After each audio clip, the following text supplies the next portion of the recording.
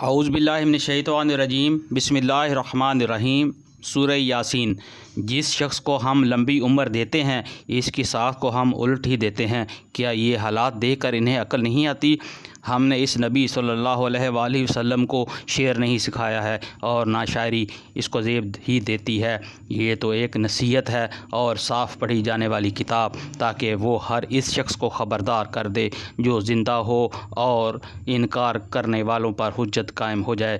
کیا یہ لوگ دیکھتے نہیں ہیں کہ ہم نے اپنے ہاتھوں کی بنائی ہوئی چیزوں میں سے ان کے لیے مویشی پیدا کیے ہیں اور اب یہ ان کے مالک ہیں۔ ہم نے انہیں اس طرح ان کے بس میں کر دیا ہے کہ ان میں سے کسی پر یہ سوار ہوتے ہیں، کسی کا یہ گوشت کھاتے ہیں اور ان کے اندر ان کے لیے طرح طرح کے فوائد اور مشروبات ہیں۔ پھر کیا یہ شکر گزار نہیں ہوتے؟ یہ سب کچھ ہوتے ہوئے انہوں نے اللہ کے سوا دوسرے خدا بنا لیے ہیں اور یہ امید رکھتے ہیں کہ ان کی مدد کی جائے گی۔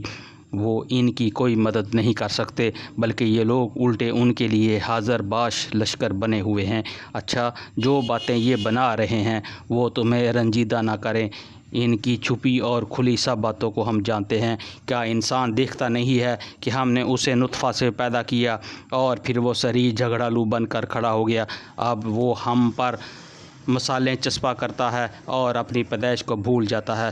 کہتا ہے کون ان ہڈیوں کو زندہ کرے گا جب کہ یہ بوسیدہ ہو چکی ہوں؟ اس سے کہو انہیں وہی زندہ کرے گا جس نے پہلے انہیں پیدا کیا تھا، اور وہ تخلیق کا ہر کام جانتا ہے۔ وہی جس نے تمہارے لیے ہرے بھرے درخت سے آگ پیدا کر دی اور تم اس سے اپنے چولہے روشن کرتے ہو۔ کیا وہ جس نے آسمانوں اور زمین کو پیدا کیا اس پر قادر نہیں ہے کہ ان جیسوں کو پیدا کر سکے؟ کیوں نہیں؟ جب کہ وہ ماہر خلاق ہے، تو وہ جب کسی چیز کا ارادہ کرتا ہے تو اس کا کام بس یہ ہے کہ اسے حکم دے کہ ہو جا، اور وہ ہو جاتی ہے۔